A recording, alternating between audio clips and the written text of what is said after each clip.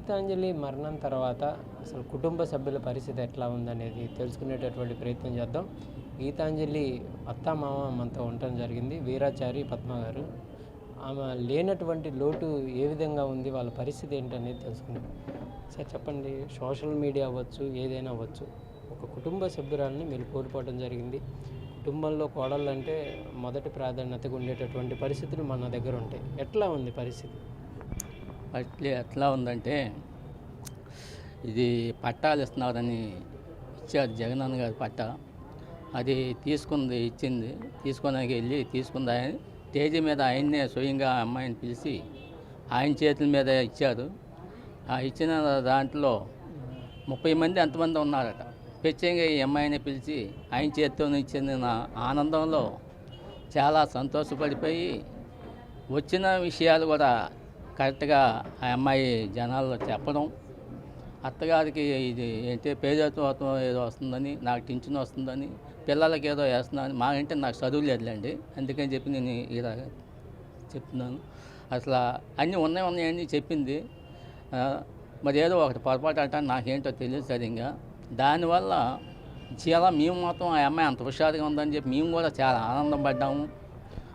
ఆ అమ్మాయికి ఏమొచ్చినాయి ఏంటో అనేది మాకు కూడా తెలియదు.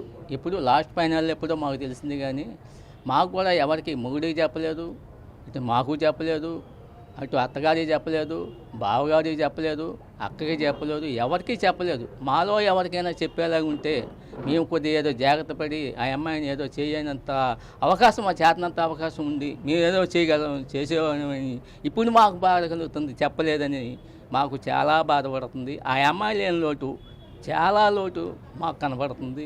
అదే ఆ లోటు తీరాలంటే నా వల్ల నా జన్మకి నేను ఇదేవాడు కానీ ఉన్నంతకాలం ఆ లోటు నాకు బాగా కనబడుతుంది. పుట్టిన తర్వాత మీరు ఊర్లోకి బయటికి పని మీద వెళ్ళినప్పుడు కానీ ఎవరన్నా అంటే ఏంటి మీ కోడలు ఇట్లా వీడియోలో వచ్చింది అనే విధంగా ఏమన్నా అడగటం కానీ, లేకపోతే ఇట్లా కామెంట్స్ వస్తున్నాయి కానీ, లేకపోతే అట్లా ఏదన్నా ఉందా అసలు ఇట్లాంటి పరిస్థితి?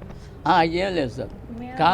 ఆ రోజు మొత్తం మేము ఆ రోజు అంటే మా ఇంట్లో మా అన్నయ్య గారు మనవడిది వివాహం ఇది పసుపు కొట్టినా కానీ మేము విజయవాడ వెళ్ళాల్సి వచ్చింది. చూడండి, మాకు కూడా అదే ఆ రోజు తప్పనిసరి అది వెళ్ళాలి, మేము వెళ్ళాలి. వెళ్ళిన రోజు కూడా ఆ అమ్మాయికి కూడా అమ్మాయికి చెప్పి అమ్మ జాగ్రత్త అని చెప్పి కూడా మేము వెళ్ళడం జరిగింది. ఆ అమ్మాయిలో మాత్రం ఏ ఫీలింగ్ లేదు, ఏమైనా ఇట్లాంటి దానికి ఫీలింగ్ అవుతుంది అనేసి మా దగ్గర మా కుటుంబంలో మా ఇంట్లో కానీ ఏమైనా కనబడితే మేము గట్టిగా అడిగే చేసి దాన్ని చేసేవాళ్ళం. అట్లా మా దగ్గర మాత్రం ఆ అమ్మాయి మాత్రం అసలు ఏమి చూపించలేదు. ఎప్పుడైతే ఎలా సెలగ్గా ఉంటుందో అదే సెలగ్గా ఉంది, కానీ డల్లుగా ఉండి చేసేంత మాకు కనబడలేదు. చెప్పండి అమ్మ, అంటే భర్త కానీ మామగారు కానీ ఉండరు, ఎక్కువగా అమ్మలాగా మీతోనే షేర్ చేసుకునేటటువంటి పరిస్థితులు ఉంటాయి.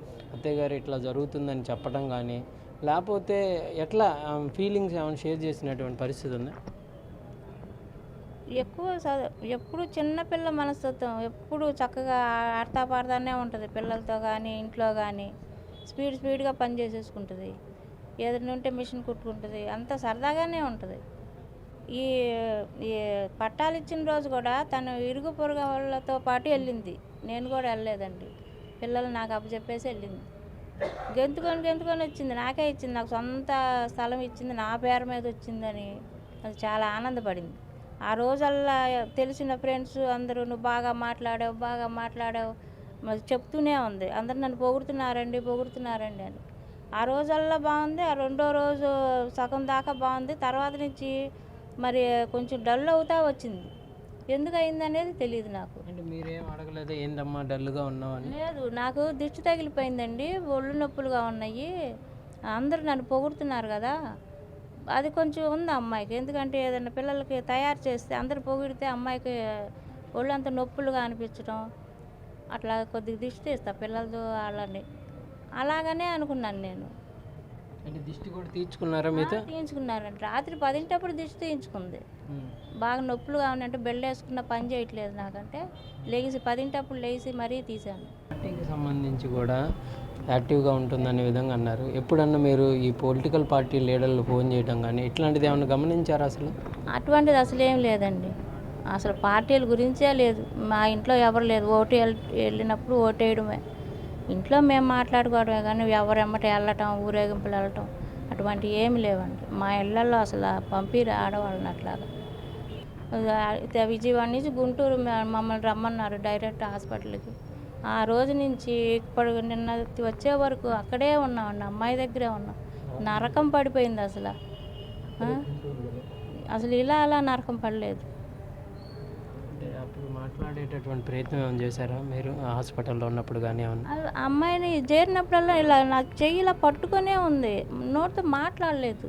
అదొకటే తక్కువ. గీత నేను ఇక్కడే ఉన్నానంటే ఇలాగ స్పర్శ ద్వారా చెప్పేది. డాక్టర్లు అన్నారు అమ్మాయికి వినిపిస్తున్నాయి, చెప్పలేదు, మీరు మాట్లాడితే వినిపిస్తుంది, సెలైన్ పెడుతున్నప్పుడు లాగేసుకున్నప్పుడు మీరు చెప్తుండండి అంటే అప్పుడు ఆపుతుంది. ఇండిషన్ దిగిపోయినా కదులుతున్నప్పుడు అమ్మ ఇండిషన్లు ఉన్నాయి కదలకు, మేము తిరిగి వచ్చుద్దనే